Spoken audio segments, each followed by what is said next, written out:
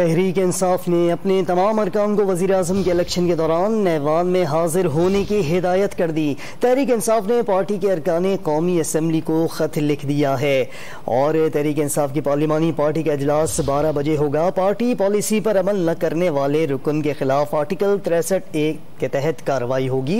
मजीद जानते हैं don news के नुमाइंदे जावेद हुसैन से। जावेद, बताइएगा अरकान असम्बली के लिए जो ख़त तहरीर किया गया है PTI ने, उसमें क्या तहरीर है?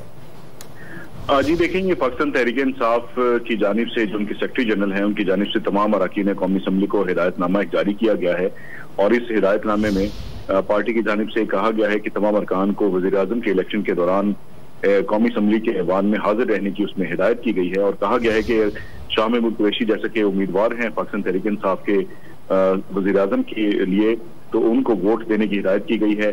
और इस हवाले से आज पार्लिमानी पार्टी का इजलास भी पाकिस्तान तहरीक इंसाफ का पार्लियामेंट हाउस में होगा और अरकान को पार्लियामानी इजलास में भी शिरकत यकीनी बनाने की हिदायत की गई है और पार्टी पॉलिसी पर अमल ना करने वाले रुकन जो हैं उनके खिलाफ आर्टिकल 63A के तहत कार्रवाई होगी।